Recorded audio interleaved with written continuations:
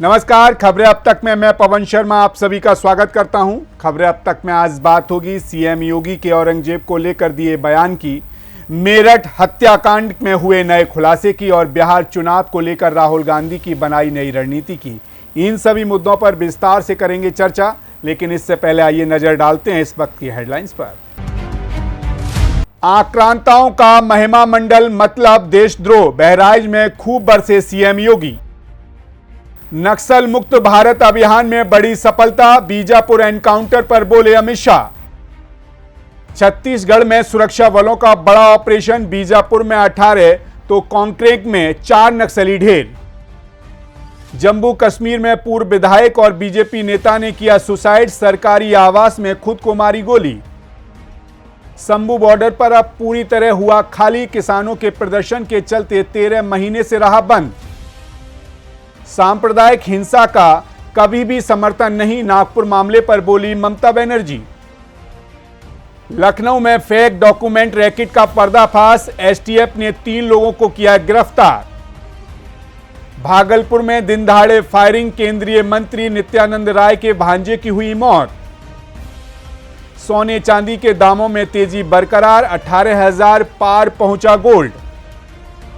Share बाजार मजबूत बढ़त के साथ हुआ बंद, सेंसेक्स 899 अंक चढ़ा, निफ्टी 23,150 के पार। तो चलिए शुरू करते हैं खबरों का सिलसिला और बात करते हैं अपनी पहली खबर के बारे में। देश भर में इस वक्त मुगल शासक औरंगजेब को लेकर विवाद चल रहा है, जो लगातार बढ़ता जा रहा है और सियासी रूप भी लेता जा रहा है।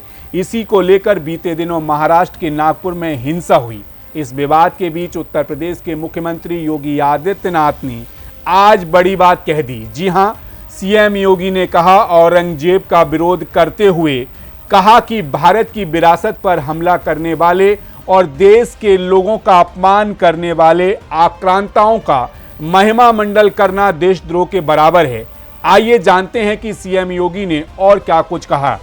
दरअसल उत्तर प्रदेश के सीएम योगी आदित्यनाथ आज बहराइच की मिहीपुरवा के मुख्य भवन के उद्घाटन कार्यक्रम में भाग लेने के लिए पहुंचे थे। इस दौरान अपने संबोधन में सीएम योगी ने कहा, किसी भी आक्रांता का महिमा मंडल करने का मतलब देशद्रोह की नींव को पुख्ता करना है। स्वतंत्र भारत किसी देशद्रोही को स्वीकार नहीं कर सकता, तो भारत के महान पुरुषों को अपमानित करता हो। सुनिए उन्होंने क्या कुछ कहा। मैं सभी उत्तर प्रदेश वासियों से कहना चाहूंगा, जब भारत की सनातन संस्कृति और भारत की परंपरा का गुणगान दुनिया कर रही है, तब भारत के महापुरुषों के प्रति श्रद्धा और सम्मान का भाव हर नागरिक का दायित्व होना चाहिए। उन स्थितियों में किसी भी आक्रांता को महिमा मंडन नहीं करना चाहिए।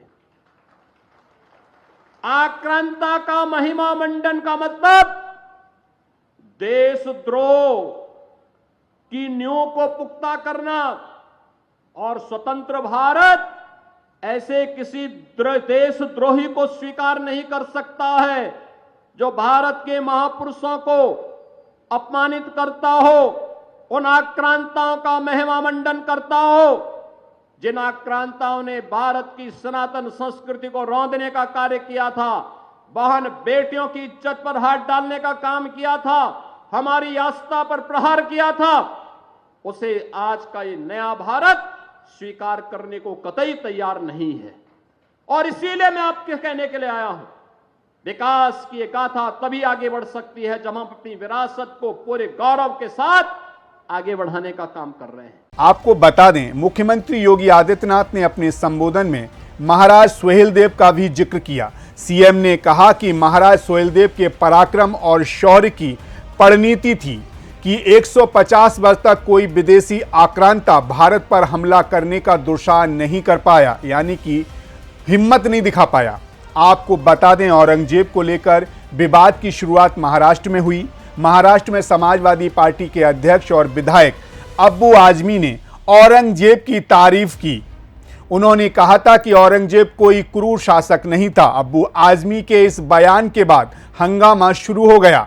उनके खिलाफ केस दर्ज हुआ और उन्हें पूरे सत्र के लिए विधानसभा से निलंबित भी कर दिया गया। इसके बाद महाराष्ट्र के छत्रपति संभाजी नगर में स्थित औरंगजेब की कब्र को हटाने की मांग की जाने लगी। इसी क्रम में नागपुर में हिंदूवादी संगठन के प्रदर्शन के दौरान औरंगजेब के पुतले का दहन किया गया, लेकिन अफवाह ये फैल गई कि प्रदर्शन के दौरान एक विशेष समुदाय के धर्म ग्रंथ को भी जलाया गया। इसके बाद 17 मार्च की रात नागपुर में हिंसा फैल गई। एक पक्ष के लोगों ने जमकर तोड़फोड़ की और आगजनी की। कई वाहनों को आग के हवाले कर दिया गया और बड़ी संख्या में पुलिसकर्मी घायल हुए। इसके बाद नागपुर के कई इलाकों में कर्फ्यू लगाना पड़ा। इस हिंसा के मामले में पुलिस लगातार कार्रवाई कर रही है और बड़ी संख्या में आरोपियों को गिरफ्तार भी कर रही है। खैर, इसी के साथ खबरें अब तक में रुक करेंगे अगली रिपोर्ट की ओर। उत्तर प्रदेश के मेरठ हत्याकांड ने पूरे देश को हिलाकर रख दिया है। इस घटना ने एक बार फिर पति पत्नी जैसे पवित्र रिश्ते को तार तार करके रख दिया है। कहते हैं पति पत्नी का रिश्ता काफी पवित्र होता है।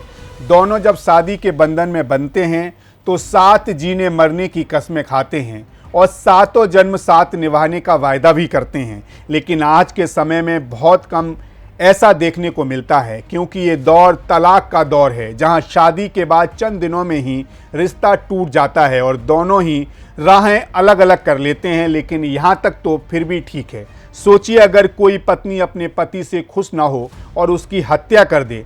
ऐसा ही कुछ बीते दिनों मेरठ में हुआ, जहां एक पत्नी ने अपने प्रेमी के साथ मिलकर अपने ही पति की निर्मम हत्या कर दी और उनके शव के 15 टुकड़े करके उसे एक सीमेंट से भरे ड्रम में डाल दिया, ताकि उनके गुनाह के बारे में किसी को पता न लग सके।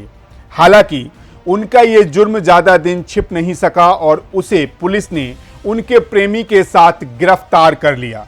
अब वो जेल की सलाखों के पीछे हैं, अपने किए गुनाहों का पछतावा कर रहे हैं। लेकिन सोचने और समझने वाली बात यह है कि ये पवित्र रिश्ता कैसे खत्म होता जा रहा है। कहा जा रहा है कि मेरठ में अपने पति सौरभ राजपूत की बेरहमी से हत्या करने वाली पत्नी मुस्कान की जेल में पहली रात बेचैनी और पछतावे के साथ बीती। बुधवार को अदालत में पेशी के बाद उसे और उसके प्रेमी साहिल को मेरठ जेल भेज दिया गया। जेल में मुस्कान पूरी रात सो नहीं पाई और उसने सुबह का नाश्ता भी नहीं किया। दावा किया जा रहा है कि मुस्कान ने जेल के अधिकारियों से कहा कि उसे अपने किए पर बहुत पछतावा है। बताया जा रहा है कि साहिल और मुस्कान दोनों नशे का इंजेक्शन लेते थे। साहिल को लेकर भी शक जताया जा रहा है कि वह तंत्र मंत्र करता था, क्योंकि उसके कमरे की जब तलाशी ली गई तो उसके कमरे से कई ऐसी चीजें मिली जो इस बात को साबित करती हैं। इसके कमरे से एक कोने में बियर और शराब की बोतलें पड़ी थीं, जिससे पता चलता है कि वह नशे का अधीन है, यानी कि नशेड़ी है। वहीं दीवार पर शिव भगवान की तस्वीर दिखी। इसी के साथ दीवार पर तंत्र मंत्र से जुड़ी तस्वीरें भी दिखाई दी। चारों तरफ सामान बिखरा पड़ा था। साहिल जिस किराए के कमरे पर रहता था, वहां की दीवारों पर सिगरेट गांजे की तस्वीरें भी थीं। उसने अपने बयान में बताया कि वह अपनी मृतक मां के साथ संपर्क में रहता था और वो ही उसे आदेश करती थी। साहिल के कमरे की तस्वीरों को देखकर समझा जा सकता है कि वह किस तरह की मानसिकता का व्यक्ति था। फिलहाल पुलिस ने कमरे को बंद कर दिया है। वहीं दूसरी तरफ मुस्कान के माता पिता ने अपनी बेटी को फांसी की सजा देने की मांग की है। उन्होंने कहा है कि सौरभ अच्छा लड़का था, हमारी बेटी ही खराब थी, इसीलिए उसे सजा मिलनी ही चाहिए। जाहिर है मुस्कान और साहिल ने सौरभ को अपने रास्ते का कांटा समझकर उसकी हत्या की साजिश रची, लेकिन उन्हें नहीं पता था कि जुर्म करने के बाद वो ज्यादा दिन तक छुपा नहीं पाएंगे और कुछ ऐसा ही हुआ। फिलहाल दोनों जेल में रहकर अपने कर्मों की सजा काट रहे हैं। ये घटना रिश्तों की बर्बादी और प्रेम के नाम पर अपराध की एक खौफनाक मिसाल बन गई है, जिसने पति पत्नी के रिश्तों पर एक बार फिर कई गंभीर सवाल खड़े कर दिए हैं। खैर, इसी के साथ खबरें अब तक में बढ़ेंगे अगली खबर की ओर। इस साल के अंत में बिहार में विधानसभा के चुनाव होने वाले हैं, जिसको लेकर अभी से सियासी दल अपनी अपनी बिसात बिछाने में लग गए हैं। वहीं इस बार कांग्रेस नेता राहुल गांधी काफी एक्टिव नजर आ रहे हैं। जी हां, राहुल गांधी बिहार में सामाजिक न्याय के मुद्दे पर ही चुनावी बिसात बिछाने की कोशिश कर रहे हैं। कांग्रेस का फोकस बिहार के दलित समाज के वोटों पर है, जिसके इर्द गिर्द ही राहुल की सियासी ताना बाना बुन रहे हैं। इसी वजह से कांग्रेस के प्रदेश अध्यक्ष पद से भूमिहार समाज से आने वाले अखिलेश प्रसाद सिंह की छुट्टी कर दलित समुदाय से आने वाले 2 बार के विधायक राजेश कुमार को बिहार कांग्रेस की बागडोर सौंप दी गई है। आपको बताते चलें, औरंगाबाद के कुटुंबा से विधायक राजेश कुमार को बिहार प्रदेश कांग्रेस कमेटी का अध्यक्ष बनाने के पीछे राहुल गांधी की दलित सियासत का हिस्सा माना जा रहा है। इस तरह राहुल बिहार में कांग्रेस के 4 दशक पुराने सियासी रुतबे को दोबारा से हासिल करने की कोशिश कर रहे हैं। राजेश कुमार को प्रदेश अध्यक्ष बनाकर कांग्रेस दलित वोटों में सेंधमारी करने की पूरी कोशिश कर रही है, जिस पर फिलहाल जीतन राम मांझी और चिराग पासवान जैसे दलित नेताओं का कब्जा है। ऐसे में ये बात साफ है कि दलित वोटों को साधने के लिहाज से कांग्रेस ने प्रदेश अध्यक्ष का बदलाव किया है। आपको बता दें, राजेश कुमार की खास बात यह है कि वह खानदानी कांग्रेसी हैं। कांग्रेस के पिता पूर्व मंत्री दिलकेश्वर राम कांग्रेस में जनजीवन राव के बाद बिहार में दलितों के जाने माने नेता थे। दिलकेश्वर राम का पारिवारिक संबंध पूर्व मुख्यमंत्री सत्येंद्र नारायण सिन्हा के परिवार से था। दिलकेश्वर राम कांग्रेस की सरकार में मंत्री रहे और उन्होंने पार्टी संगठन में भी अच्छा योगदान दिया था। इस तरह से राजेश कुमार को सियासत अपने पिता से विरासत में मिली है, लेकिन वो मजबूत सियासी पहचान बनाने में कामयाब रहे हैं। जाहिर है, राहुल गांधी बिहार में सामाजिक न्याय मुद्दे पर 2 कार्यक्रम में भाग ले चुके हैं। 18 जनवरी को संविधान की रक्षा कार्यक्रम में राहुल गांधी वहां पहुंचे थे, जहां उन्होंने अनुसूचित जाति और अति पिछड़े वर्ग से जुड़े लोगों के साथ मुलाकात भी की थी। उन्होंने 50% के आरक्षण वाली सीमा को भी तोड़ने की बात उठाई थी और सामाजिक न्याय का एजेंडा को धार देने का काम किया था। राहुल गांधी इस कार्यक्रम के बाद पसमानदा मुस्लिम समाज के नेता पूर्व सांसद अली अनवर अंसारी और दशरथ मांझी के बेटे कांग्रेस में शामिल हुए थे। ऐसे में देखना है कि दलित समाज का विश्वास कांग्रेस कितना जीत पाती है। खैर, जाते जाते आपको एक और अहम मुद्दे से रूबरू करा देते हैं। आज के समय में अक्सर लोगों में बाहर का खाना खाने का बहुत शौक देखने को मिलता है। लोग अपने दोस्तों और परिवार के साथ बाहर खाने पर जाते हैं। शायद आप भी बाहर का खाना खाना अच्छा लगता हो, यानी आप भी बाहर जाकर खाना खाते हो। लेकिन क्या कभी आपने सोचा है कि जो बाहर का खाना आप खाते हैं उसे कैसे बनाया जाता है, कहाँ बनाया जाता है, किस तरह से बनाया जाता है? आज इसी के बारे में हम आपको बताने जा रहे हैं। दरअसल बीते दिन पंजाब के मोहाली में नगर निगम की मेडिकल टीम ने मोमोज बनाने वाली एक फैक्ट्री पर छापा मारा, जहां के फ्रिज में कुत्ते का कटा हुआ सिर मिला। इतना ही नहीं, मोमोज सहित अन्य फास्ट फूड में प्रयोग की जाने वाली सब्जियां बाथरूम में खुली पड़ी मिली। कुछ पत्ता गोभी सीढ़ियों पर खुले में पड़ी थी।